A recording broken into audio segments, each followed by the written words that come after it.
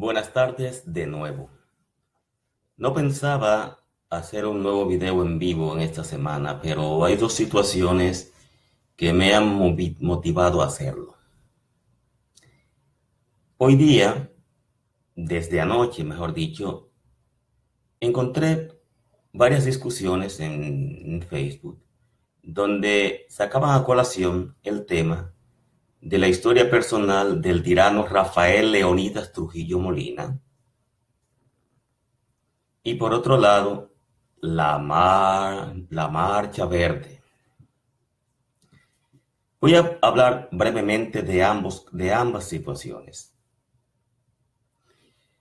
Desde hace tiempo, hace años, hay un grupo de individuos trabajando ardientemente para beatificar la figura del tirano Rafael Leónidas Trujillo. Para nosotros los que tenemos de 50 años abajo, 55, 50, 60 años abajo,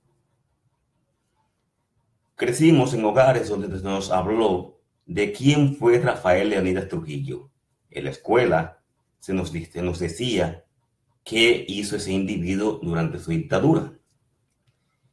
Pero en los últimos años comenzaron poco a poco a ir metiendo el tema de ir exaltando a Rafael Leónidas Trujillo como un patriota.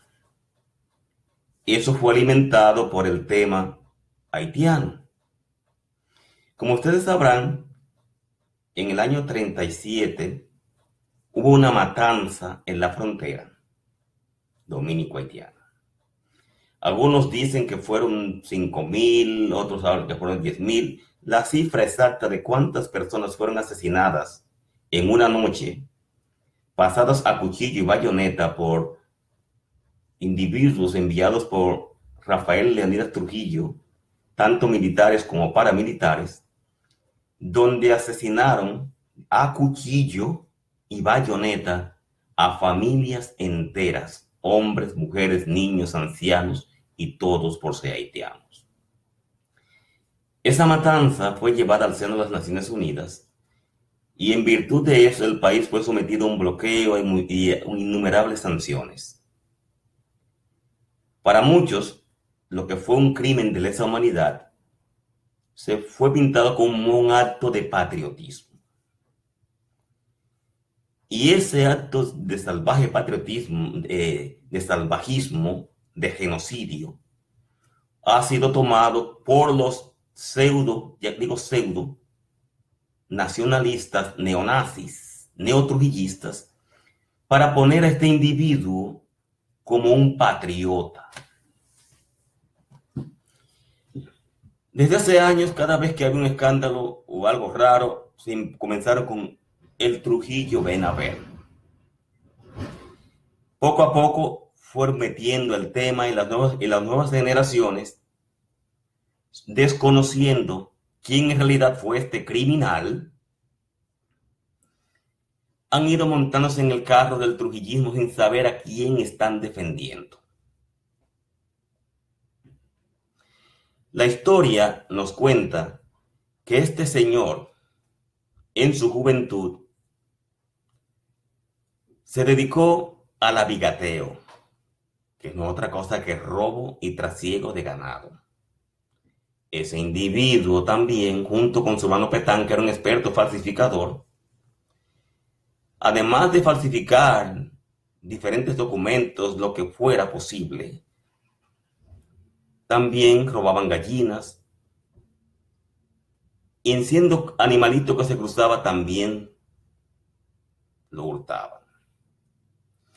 Cuando ocurrió la invasión norteamericana, la primera en el año 1966, este individuo que era conocedor de todos los campos de la región este, suroeste, lo que es Vallaguana, Monteplata, Atomayor, El Ceibo, todas esas montañas, porque como experto cuatrero que era, las conocía, las tenía peinadas, porque esas son las zonas de ganadería del país.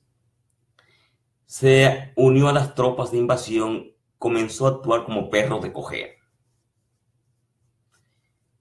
Estas tropas de ocupación le entrenaron, Y ya el resto de la historia ustedes lo conocen.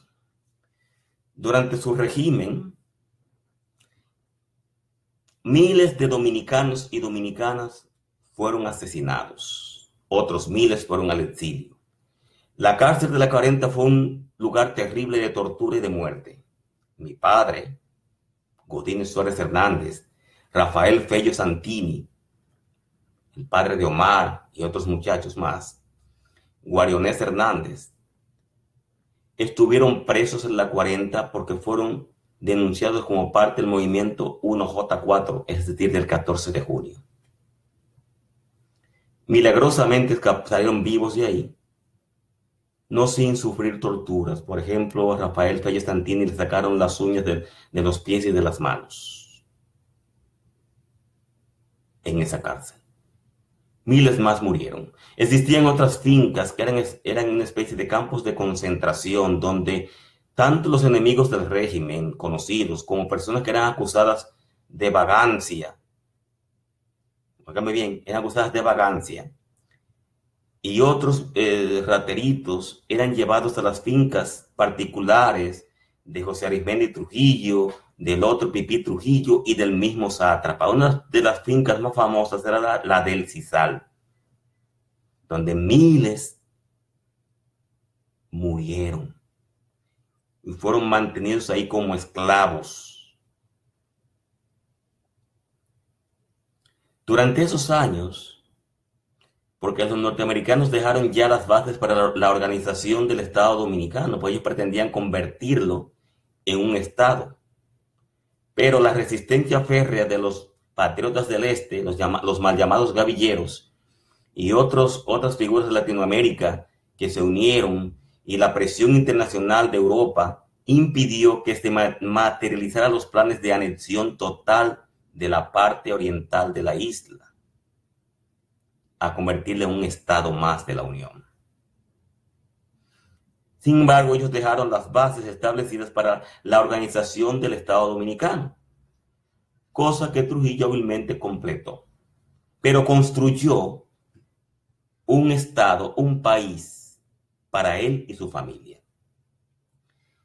Mientras el salario básico eran cerca de 5 pesos diarios y el de un profesional cerca de 20 pesos, esta familia se codeaba con la élite. Se paseaba por Europa y por el mundo. El traje de Angelita Trujillo, la madre del cachorro que anda por ahí privando en patriota ahora, solamente el traje que usó cuando la coronaron Angelita I, oigan qué vaina esa, costó unos $85,000 de la época. Métale lápiz a cuánto cuesta. Mientras el pueblo andaba descalzo, los niños desnudos de las calles, la gente vivía en casetas de yagua y pisos de tierra. Esta gente se daba lujos de la élite, codeándose con las familias más ricas del mundo. Salía en las revistas más prestigiosas de la época. Una vida de lujos, como faraones, como reyes, como príncipes, mientras el pueblo vivía en la más aberrante miseria. Y cuidado el que decía algo, porque era llevado a la cárcel o asesinado. Cuando esa plaga se fue del país, dejó el país vacío. Todo el oro, todo el dinero se lo llevaron. No fueron héroes, señores. Hoy día, la señora Angelita Trujillo, que vive en Miami, es considerada de las mujeres más ricas que hay en Miami. Dígame, ¿me pueden ustedes decir qué estudió esa señora? Si fue médico, abogada o fue profesional. ¿Montó alguna industria? No. ¿Cómo es que multiplicaron tanto ese dinero y tanta riqueza? Se lo robaron, lo expoliaron del país. Hoy día este movimiento de fascinerosos de viejos sinvergüenzas, muchos de ellos, y ex calieses e hijos de calieses, militares que viven en Estados Unidos, que salieron huyendo de allá, con una cola grande de crímenes, que fueron asesinos cuando los gobiernos de Balaguer y los de Trujillo, sus hijos, sus descendientes, y una gran masa ignota y sin conocimiento, es la que está siguiendo a este falso Mesías bajo la sombra todopoderosa y benefactora de ese criminal que se llamó Rafael Leonidas Trujillo Molina. Un criminal, un asesino, un violador, un cuatrero. Están los hechos históricos, no me los estoy inventando yo. Vayan al Archivo Nacional de la Nación, que ahí están todos los documentos. Todos están ahí. Que está bastante bien organizado el Archivo Nacional de la Nación. Entonces, esta beatificación que se le quiere hacer a este criminal es lo que han estado haciendo, trabajándolo, para cuando apareciera este individuo, que cualquiera lo ve hablando, y hablando del patriotismo y los símbolos patrios, con una falsedad que se nota a leguas. ¿Cuándo este charlatán cantó el himno nacional dominicano en una escuela? Díganme, ¿cuándo participó en un desfile de homenaje a Duarte, un homenaje a Sánchez, a Duarte, en una escuela dominicana? ¿Cuándo lo hizo? Porque vivió toda su vida aquí en Estados Unidos. Y llevó una vida de rey, de príncipe. Gracias al dinero expoliado por su familia de la República Dominicana. En los tiempos en que mis padres eran jóvenes y los de muchos de ustedes, andaban la gente descalzo con los pies llenos de niguas. Niguas. Que son unos ácaros que se le meten por entre las uñas a la gente.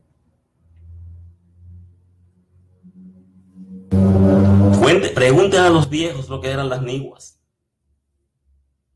Y cómo hubo gente que hasta murieron infestados de niguas. La tuberculosis mataba a miles.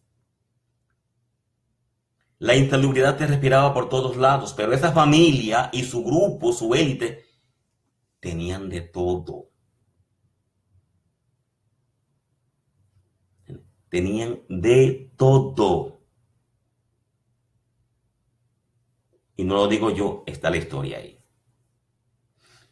Entonces, los que somos más avisados, los más viejos, la gente que todavía tiene dignidad, debe pararse de frente y decirle no a esa campaña de beatificación de un criminal cuyas garras se extendieron más allá de la República Dominicana. Fue capaz de planear un atentado contra Rómulo Betancourt, presidente de Venezuela. Secuestró aquí en Estados Unidos y asesinó al periodista español Jesús de Galíndez.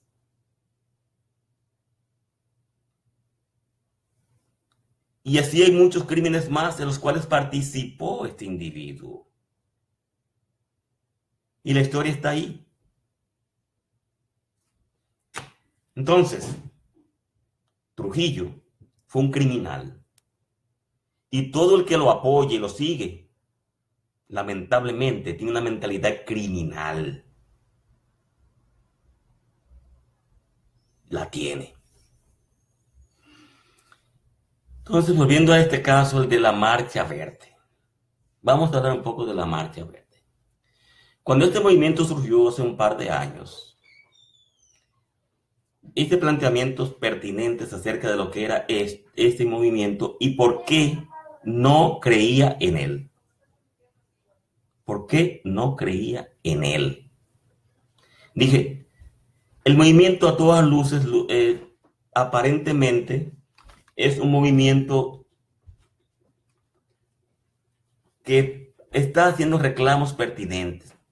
Bueno, vamos a decir que la lucha de corrupción contra la impunidad, claro, es necesario que se acabe la corrupción y se termine con la impunidad. Pero me encontré bastante extraño que en esta marcha verde estuvieran individuos de la categoría, de la clase de Juan Uvieres, Guillermito Gómez y otros tantos dirigentes del PRM. Me sorprendió mucho ver a Quique Antún, señores, apoyando una marcha contra la impunidad y la corrupción, y no se acuerda de su papá, don Rafael Antún, y Tete, el hermano, cuando estaban en la Lotería Nacional, el robo que hicieron en despacho al Estado en compañía de un haitiano que está por Foco TV, apellido Mazurca. Es un acto que quedó impune, Quique Antún.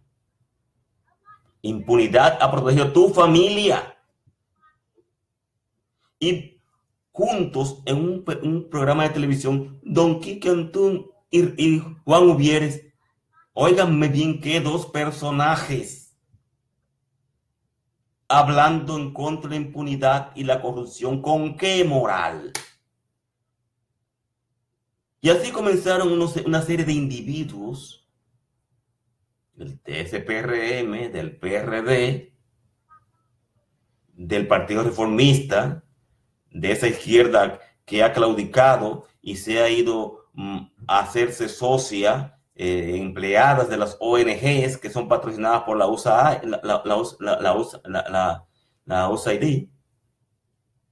la agencia esta norteamericana, el Departamento de Estado, otras ONGs de Canadá, el Centro Bonó, los jesuitas y compañía, que todos sabemos que están trabajando en favor de los haitianos.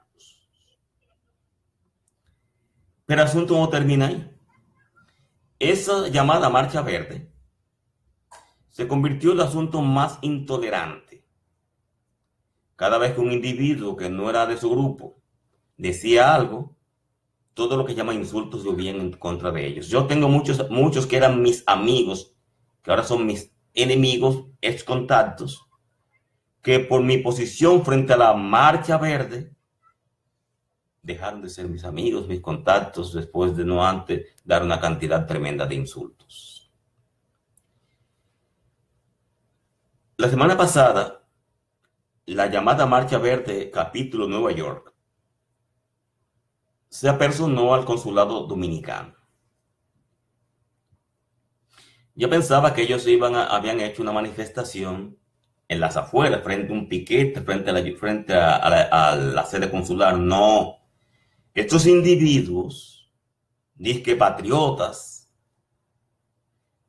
entraron a la sede consular como que iban a renovar pasaportes, a diligencias así, y una vez allá, armaron su tumulto y empezaron a vocear consignas e insultos y alborotar, y por más que tratar a los empleados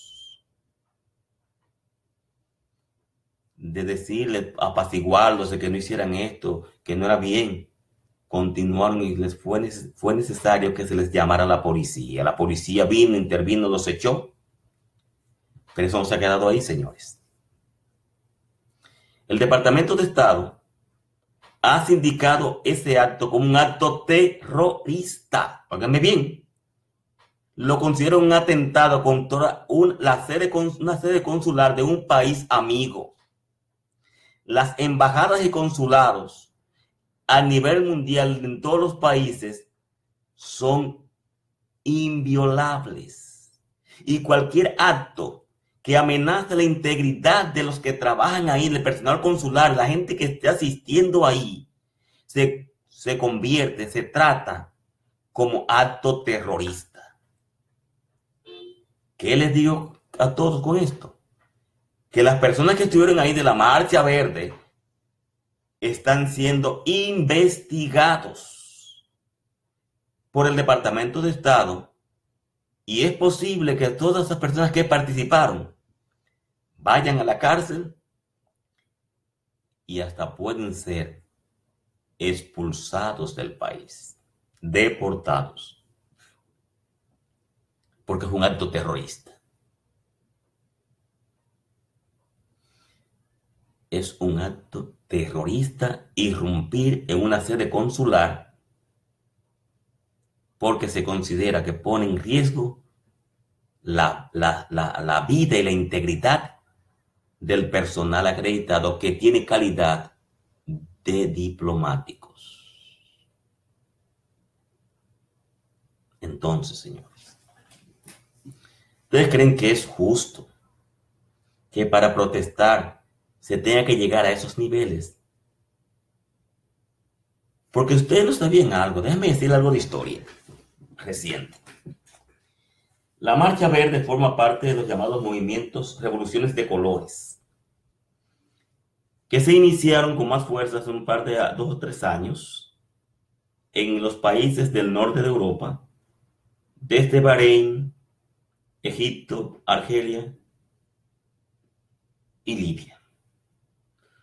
Fueron los primeros países donde estas revoluciones de colores empezaron, lo que se llamó la Primavera Árabe. Como producto de esa revolución, entre comillas, el gobierno de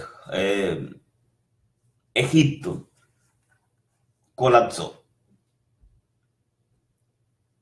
Y hoy día Egipto no ha tenido una estabilidad política.